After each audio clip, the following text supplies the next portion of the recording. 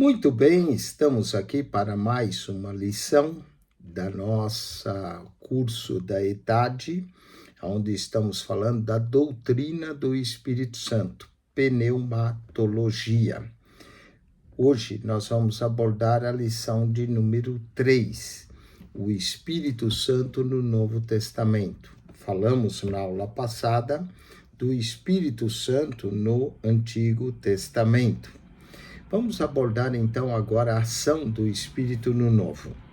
Durante 400 anos, parecia que o Espírito Santo estava em silêncio. Nenhuma voz profética inspirada pelo Espírito de Deus era ouvida, proclamada a mensagem de Deus ao seu povo. Esse silêncio, todavia, foi seguido por uma atividade espirituais sem precedentes, o tempo do Novo Testamento. O Espírito atuou grandemente no Antigo Testamento, porém maior ocupação e maiores atividades estava reservada ao seu ministério em o Novo Testamento. Pelo estudo a seguir, aprendemos que o Espírito Santo esteve poderosamente presente na vida e no ministério de Cristo em toda a sua extensão. Teve, porém, lugar mais amplo no desenvolvimento da Igreja durante os tempos descritos nos Atos dos Apóstolos. Sigamos cuidadosamente a ordem do estudo dessa lição e concluiremos que o nascimento de Cristo foi obra do Espírito Santo. O seu ministério foi exercido no poder do Espírito Santo. O Espírito é o capacitador da Igreja. O Espírito Santo estará gloriosamente presente e ativo também durante o milênio. Vamos então entrar na nossa lição. Nós vamos abordar 7 textos. Falaremos do Espírito Santo em João Batista, do Espírito Santo em Cristo, o Espírito Santo no batismo e na tentação de Jesus, o Espírito Santo e o ministério de Cristo, o Espírito Santo na Igreja, o Espírito Santo na Igreja, continuação, e o Espírito Santo no milênio. Vamos abordar então o texto 1, o Espírito Santo em João Batista. Em o Novo Testamento temos a história do velho sacerdote Zacarias, casado com Isabel, também idosa. Um dia Deus manda um mensageiro celestial, o anjo Gabriel, dizer a Zacarias que, a despeito das circunstâncias naturalmente desfavoráveis, eles ganhariam um filho. O nome do menino seria João. João, mais tarde conhecido como João Batista, estava destinado a uma missão de grande interesse dos céus. Por isso, o Espírito Santo manifestou-se nele de um modo especial. Ele foi cheio do Espírito, pois nenhuma missão espiritual de grande relevância pode ser realizada a não ser pela unção do Santo Espírito. Assim temos a manifestação do Espírito em João. Antes do nascimento, ao anunciar o nascimento do precursor de Cristo, o anjo disse: será cheio do Espírito Santo já desde o ventre de sua mãe. Lucas 1,15. E assim foi, quando Isabel, no 6º mês de gravidez, ouviu a saudação de Maria, o bebê João saltou de alegria no seu ventre. Isabel foi cheia do Espírito Santo e soube imediatamente que Maria trazia no útero o Salvador. Lucas 1, versos 39 e 44. Em seu nascimento, ao ouvir do anjo Gabriel o anúncio do nascimento de João, o sacerdote Zacarias duvidou e foi castigado pela sua incredulidade, ficando mudo até o dia em que o menino nasceu. A incredulidade é sempre um obstáculo à operação do Espírito Santo. Quando, porém, se cumpriu a predição do mensageiro celeste, consultado sobre o nome do menino, Zacarias escreveu numa taubinha: o seu nome é João. Então Zacarias foi cheio do Espírito e profetizou o futuro do recém-nascido, chegando a dizer com toda segurança: e tu, ó menino, serás chamado profeta do Altíssimo, porque hás de ir ante a face do Senhor, a preparar os seus caminhos para dar ao seu povo conhecimento de salvação e remissão dos pecados. Em sua infância, João cresceu fortalecido pelo Espírito Divino, que fez dele um menino. O menino crescia e se fortalecia em espírito e viveu nos desertos até o dia em que havia de se manifestar a Israel. Em seu ministério, a presença do Espírito Santo no ministério de João evidencia-se pela autoridade com que exortava o povo a preparar o caminho do Senhor. Lucas 3:2, firmeza com que anunciava a salvação de Deus e a manifestar-se em Cristo.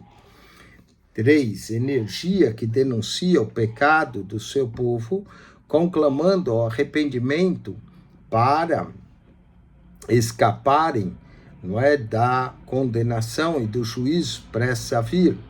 4, segurança com que ensinava o caminho de retorno a Deus. 5, convicção com que predizia o caráter sobrenatural do ministério de Jesus, a quem era o precursor, dizendo: eu, na verdade, vos batizo com água, mas vem o que é mais poderoso que eu, ele vos batizará com o Espírito Santo e com fogo. 6, certeza de que reconheceu e apresentou Jesus como Cordeiro de Deus que tira o pecado do mundo. E 7, a imparcialidade com que repreendia o pecado e as maldades. Vamos aos exercícios. Marque-se para certo e para errado. O Novo Testamento conta a história de Zacarias e Isabel, que através de um mensageiro celestial ficaram sabendo que ganhariam um filho, certo?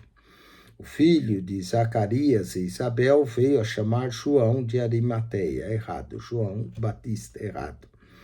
3:3. Zacarias foi cheio do Espírito Santo e profetizou sobre o próprio filho, que seria chamado profeta do Altíssimo, pois que precederia Jesus, preparando-lhe os caminhos para levar o povo à salvação.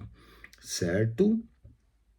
João Batista, cheio do Espírito Santo, anunciava: ele, Jesus, vos batizará com o Espírito Santo e com fogo, certo? Vamos ao texto 2, o Espírito Santo em Cristo. O anjo Gabriel apareceu a uma jovem virgem de Nazaré, chamada Maria, anunciando que ela conceberia pela virtude do Espírito Santo e daria à luz a um filho. Um anjo do Senhor apareceu também a José, seu noivo, para confortar-lhe o coração atribulado, revelando que a gravidez dela era resultado da ação do Espírito Santo. Estude esse texto e considere. O Espírito Santo é a concepção virginal de Jesus. O anjo Gabriel foi enviado a Maria para anunciar o nascimento do Messias. Esse nascimento sobrenatural era o cumprimento de Isaías 7,14. Diante do estranho anúncio, Maria perguntou: como se fará isto, visto que não conheço homem algum? Lucas 1:34. O anjo explicou: descerá sobre ti o Espírito Santo e o poder do Altíssimo te envolverá com a sua sombra. Esse poder infinito que deu vida à criação original envolveu com a sua sombra para que concebesse um filho, mesmo sendo virgem. O filho que lhe haveria de nascer seria chamado Filho de Deus. Lucas 1:35. Duas coisas são esclarecidas nas palavras do anjo Gabriel quanto ao Espírito Santo em relação ao nascimento de Jesus. Primeiro, a concepção do menino Jesus sem pecado. Ele seria o ente santo, sem impureza ou corrupção, pela operação do Divino Espírito Santo. O filho virgem, embora humano, seria livre da mancha do pecado. Segundo, seria chamado Filho de Deus. A resposta do anjo explica também o motivo pelo qual Jesus seria chamado Filho de Deus. Ele seria concebido pela virtude do Espírito de Deus. Falemos agora do Espírito Santo e a identificação com Cristo. Logo após o nascimento de Jesus, ao ser ele apresentado no templo, o Espírito Santo mais uma vez esteve em evidência, identificando como Messias prometido.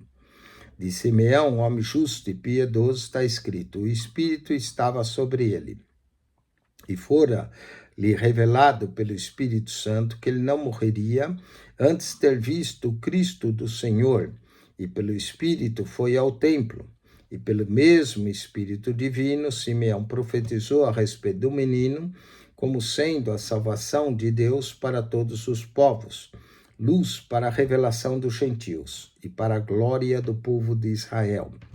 Depois da apresentação de Jesus no templo, a Bíblia só volta a registrar a ação do Espírito Santo em Cristo no início do seu ministério, conforme veremos no próximo texto. Jesus voluntariamente submeteu-se a Deus Pai através do ministério do Espírito Santo e no poder do Espírito Santo cumpriu o próprio ministério e fica-nos a lição.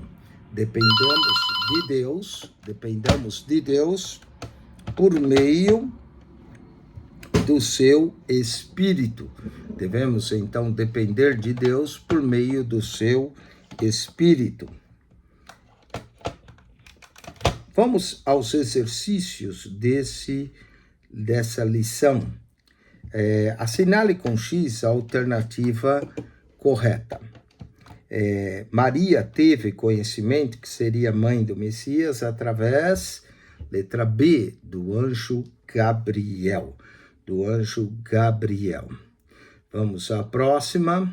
Ao surpreender-se diante da notícia que seria mãe, porquanto era virgem, Maria ouviu do anjo a explicação de que o Espírito viria sobre ela no poder do Altíssimo e a envolveria com o seu poder, letra B, com o seu poder, letra B. Vamos então à próxima.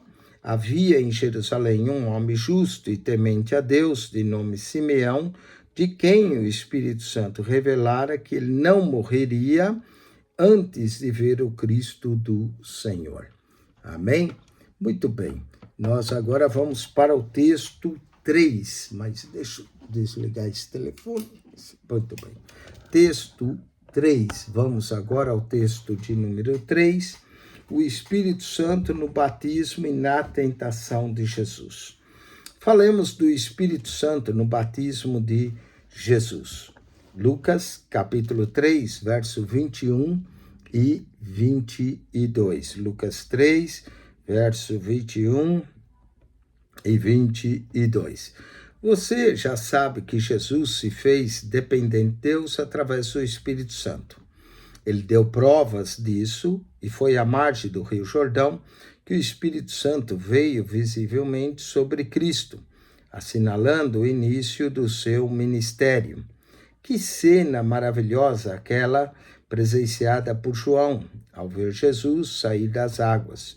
Viu também o sinal revelado de Deus a João Batista, aquele sobre quem vires descer e pousar o Espírito, esse é o que batiza com Espírito Santo.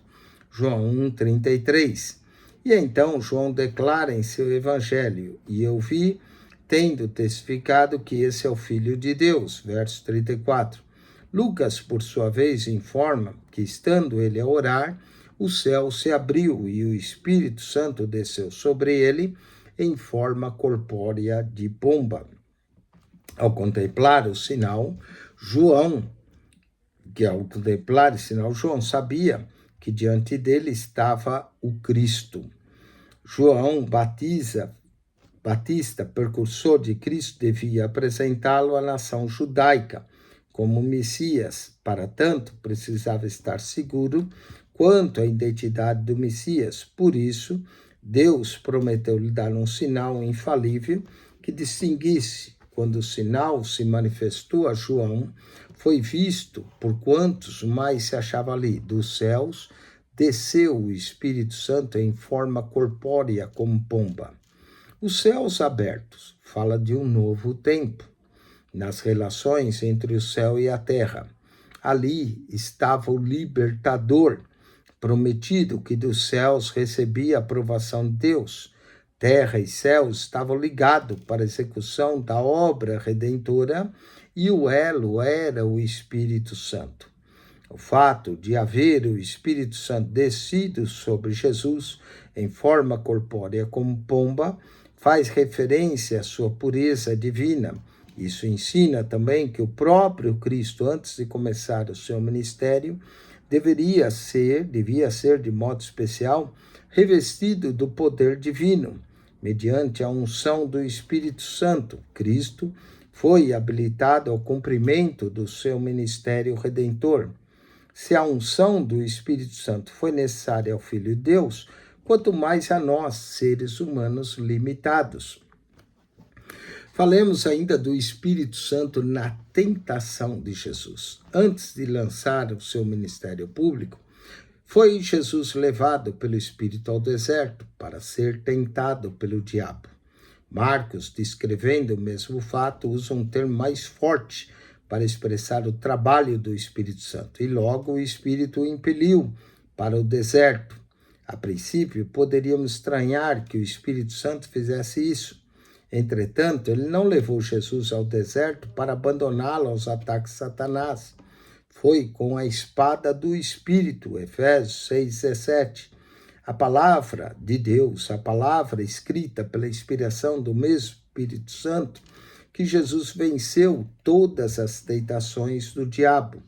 Lucas, ao descrever o drama da tentação no deserto, começa dizendo: Jesus, cheio do Espírito Santo, Lucas 4:1.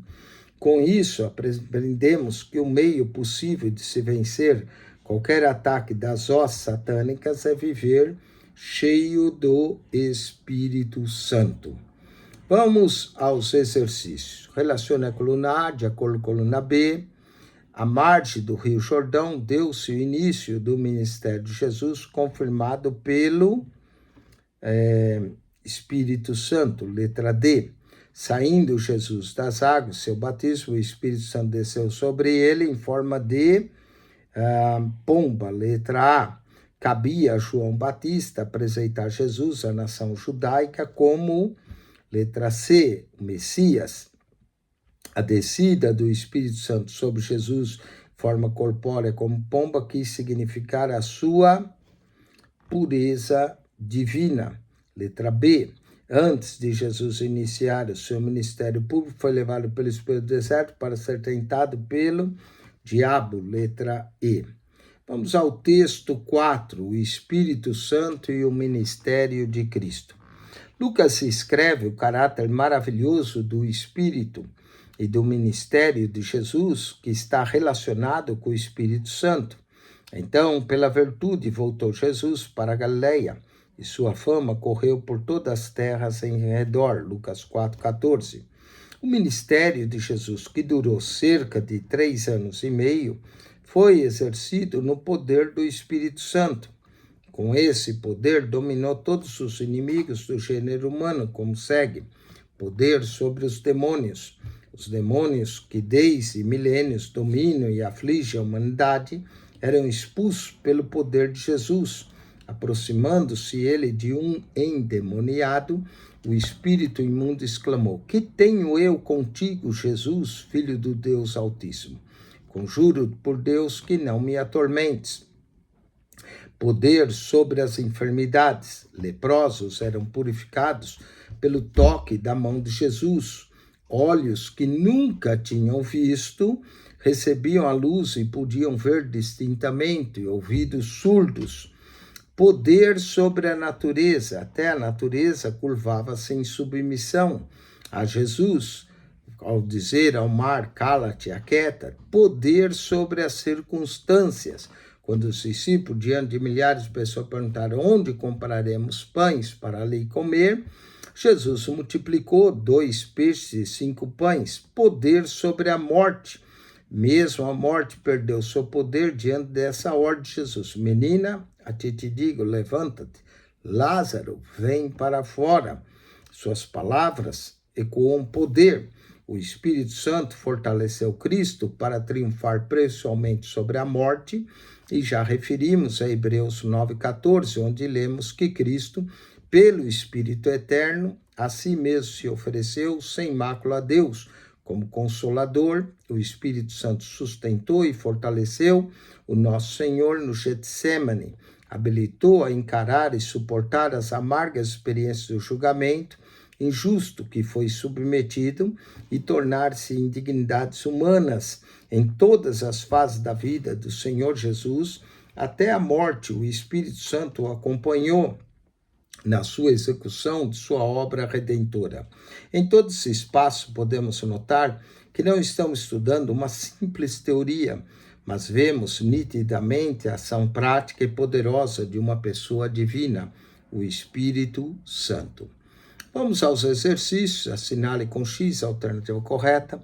Descrevendo o caráter maravilhoso do ministério de Jesus, Lucas afirmou: então Jesus, no poder do Espírito, regressou para a Galileia. Letra A. 3,14. Que tenho eu contigo, Jesus, filho do Deus Altíssimo? São palavras de um endemoniado. Letra B. Em todas as fases da vida do Senhor Jesus, até a morte, o Espírito Santo o acompanhou na execução de sua obra redentora. 3,15. De sua obra redentora. Falemos agora do texto 5. O Espírito Santo na igreja. Jesus não somente foi cheio do Espírito Santo, mas também é o batizador com o mesmo Espírito. Mateus 3,11. A unção de Jesus recebeu por ocasião do seu batismo no Jordão foi mais um revestimento espiritual temporário para o seu ministério. Foi também sinal de que ele concederia o Espírito Santo a outros. João Batista relatou: aquele, porém, que me enviou a batizar com água, me disse: aquele sobre quem vires descer e pousar o Espírito, esse é o que batiza com Espírito Santo. Falemos do derramamento do Espírito pela dispensação de Cristo. Jesus completou a sua obra redentora e tornou-se o dispenseiro dessa gloriosa bênção aos seus discípulos, bem como toda a sua igreja. Pedro, em seu discurso no dia de Pentecostes, disse: exaltado, pois, à destra de Deus, tendo recebido do Pai a promessa do Espírito, derramou isso que vede e ouvis. Atos 2,33. O Espírito Santo prometido. O derramamento do Espírito Santo no dia de Pentecostes, descrito no capítulo 2 de Atos, foi o cumprimento da promessa feita por Jesus antes da sua morte. Ele prometera enviar outro Consolador. A mesma promessa foi repetida depois de sua ressurreição, quando disse aos discípulos: vós sereis batizados com o Espírito Santo, não muito depois desses dias. Atos 1,5. E mais, recebereis poder ao descer sobre vós o Espírito Santo, e sereis minhas testemunhas. Era a vinda do Espírito Santo dessa maneira especial que os 120 esperavam no cenáculo. Era esse o meio de habilitá-los para o cumprimento da grande missão que haviam recebido. Manifestações visíveis. O Espírito Santo é invisível, mas pode ser vista as manifestações da sua presença e do seu poder. No dia de Pentecostes, o Santo Espírito veio sobre os discípulos e ouviu-se um som como de um vento veemente e impetuoso. Também foram vistas línguas como que de fogo. Todos ficaram cheios do Espírito Santo e passaram a falar em outras línguas, segundo o Espírito lhes concedia que falasse. O Espírito Santo e a provisão divina para a igreja. O livro de Atos dos Apóstolos tem sido chamado acertadamente de Atos do Espírito Santo. O impacto da morte de Jesus e a predominância da versão de que os discípulos tinham roubado do túmulo seriam suficientes para levá-los a abandonar a tarefa de continuar pregando o Evangelho. Mesmo crendo que Jesus ressuscitara de fato, eles agiriam como muitos em nossos dias, que tudo sabem e nada fazem. Nesse momento difícil, o Espírito Santo foi a provisão divina para os desanimados seguidores de Cristo. A transformação de tantas vidas, os numerosos milagres que distinguiram a igreja primitiva, o poder com que pregava o evangelho e a rapidez com que difundiam através do mundo era o resultado da provisão sobrenatural do Espírito Santo. O Espírito Santo proveu aos crentes do primeiro século de tudo quanto necessitavam para o desempenho da obra evangelizadora do mundo. Os milagres operados pelos cristãos primos à vista da multidão construíram as credenciais divinas para o ministério de fazer Cristo conhecido como aquele que morreu e ressuscitou para a salvação de todo o que o recebe pela fé. Muito bem, vamos ao exercício desse texto. Jesus completou a sua obra redentora e tornou-se dispenseiro do Espírito Santo à sua igreja. Certo, o derramamento do Espírito Santo no dia de Pentecostes foi cumprimento da promessa do Consolador. Certo, o Espírito proveu os crentes do primeiro século com pães e peixes. Certo. Vamos ao texto 6, o Espírito Santo na igreja, continuando. A permanência do Espírito Santo na igreja. Os discípulos não foram revestidos do poder do Espírito apenas em caráter temporário. Reconheceram a necessidade de constante revigoramento espiritual. Sentiram que para serem vitoriosos nas lutas contra Satanás, precisavam ser fortalecidos no poder do Espírito de Deus. Leia Atos 4, 29 e 31 e observe a sublime decisão dos apóstolos diante das ameaças. Não pensaram em recorrer a qualquer autoridade humana. Reuniram-se para suplicar a Deus que lhes desse intrepidez para continuarem a pregação do Evangelho. Pediram que o Senhor confirmasse sua palavra mediante a operação de milagres que glorificassem a Cristo. Suas orações foram respondidas. Tendo eles orado, tremeu o lugar onde estavam reunidos. Todos ficaram cheios do Espírito Santo. Era para eles a solução de qualquer problema. Era a certeza de total vitória. Essa é também a nossa necessidade. E essa deve ser a nossa convicção. Falemos do Espírito Santo, guia fiel da igreja. Os cristãos primitivos consideravam indispensável a operação do Espírito Santo, inclusive para a solução dos problemas surgidos na igreja. Todos nós dependemos desse recurso divino até a vinda de Cristo. O movimento iniciado no dia de Pentecostes e que continua até a presente época é resultado direto da operação poderosa do Espírito Santo. O Espírito Santo é o guia fiel. A sua direção é necessária. No trabalho da igreja, além de se tornar eficaz o nosso testemunho e a nossa pregação, ele orienta-nos na proclamação do Evangelho e na conquista de almas para Deus. Na ordenação de ministros, os líderes da igreja em Antioquia reconheciam a necessidade da direção do Espírito Santo na ordenação de obreiros. Embora sentisse que Deus chamara Barnabé e Saulo para o serviço missionário, não o fizeram atentando às próprias convicções. Entregar a causa daquele que reconhecia ser o guia fiel da igreja, do seu ministério, e servindo eles ao Senhor e jejuando, disse o Espírito Santo: separa-me agora Barnabé e a Saulo para a obra que os tenho chamado. Enviados, pois, pelo Espírito, descer a Seleucia.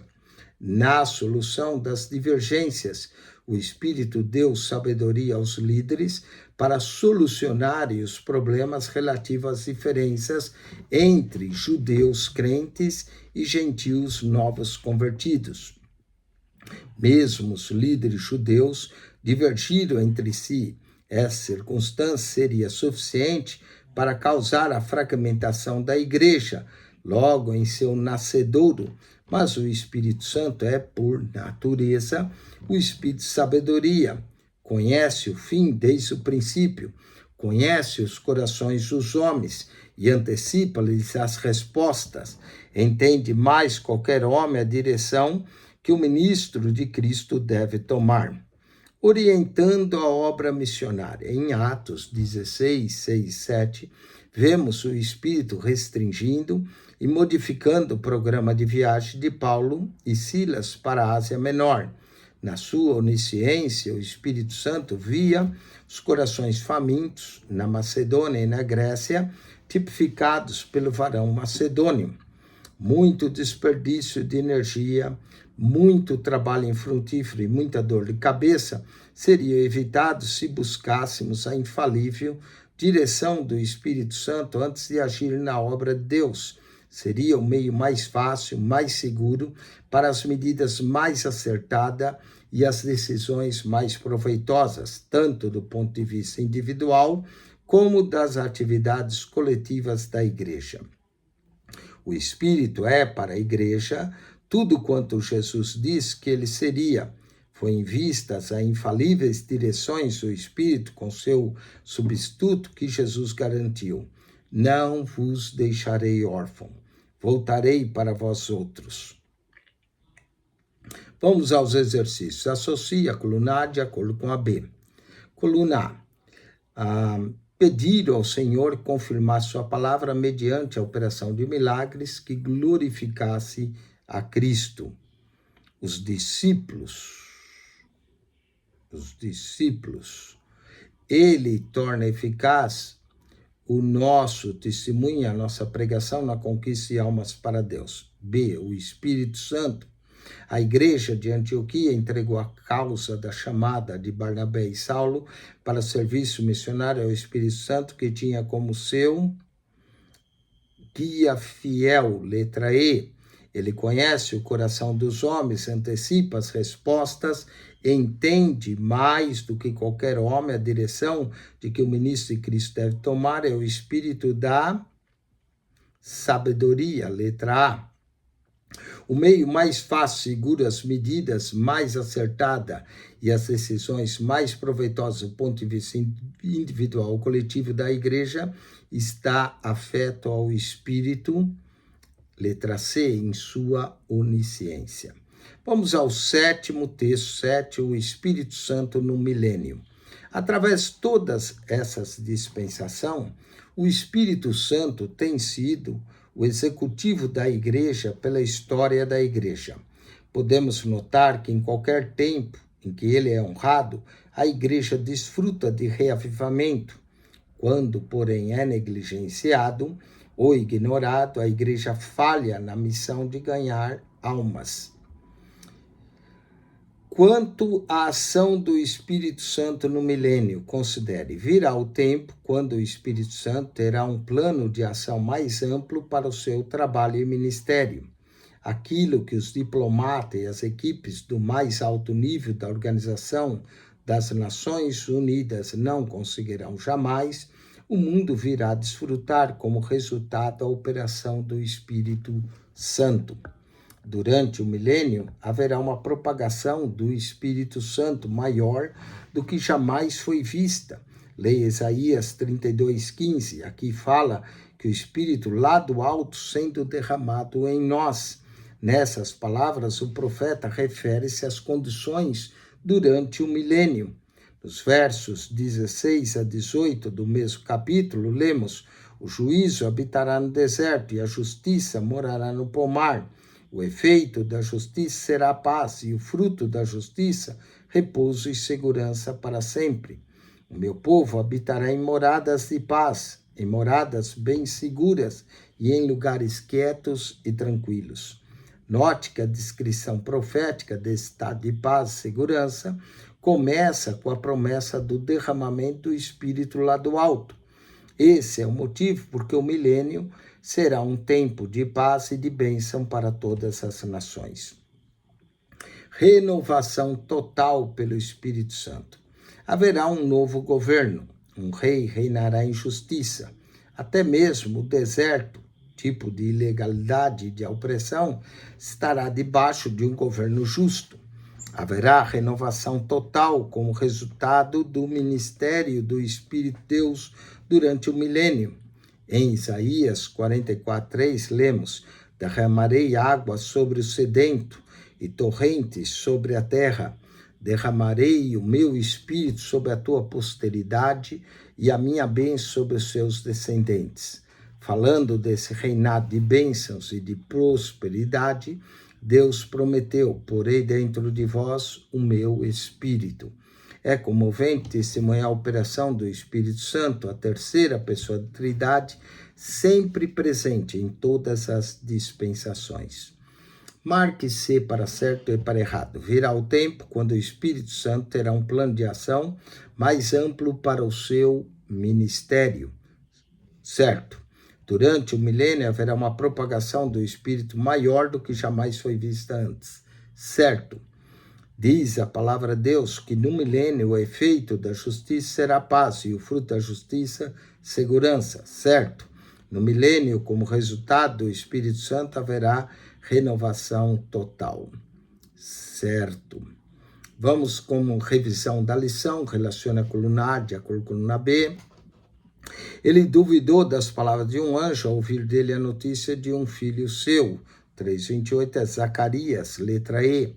O Espírito Santo atuou no ministério terreno de, aqui, Jesus, letra B. Deus prometeu a João Batista um sinal infalível daquele que seria o Messias. O sinal foi o Espírito Santo descendo do céu em forma corpórea como pomba, letra G. 3:31, o Espírito Santo fortaleceu Cristo para triunfar sobre os demônios, as enfermidades, a natureza, as circunstâncias e também sobre, letra C, a morte. 3:32, derramamento do Espírito Santo no Pentecostes foi o cumprimento da promessa do Consolador feita por Jesus, letra B. Os discípulos sabiam que para serem vitoriosos nas lutas contra Satanás, precisavam ser fortalecidos no poder do Espírito de Deus, letra D. No milênio, o Espírito de Deus realizará como resultado do seu ministério uma F, renovação total, renovação total. Muito bem, com isso nós concluímos mais uma lição. Tire agora 10, 15 minutos de intervalo, toma água, né? Espere, volte para a segunda lição, lição 4, onde nós iremos concluir a lição dessa semana e faremos o teste 2. Faremos a revisão do teste 2. Se você não é aluno, mas gostaria de ser, entre em contato conosco, daremos acesso à plataforma digital da ETAD, acesso ao WhatsApp do aluno para você fazer os testes e assim obter a sua avaliação. PR Eugênio Piacentini, o canal da Bíblia. Subscreva. Ao entrar no canal, clique no playlist. Ali você encontra todas as pastas organizadas por assunto. 259 pastas para você. PR Eugênio Piacentini.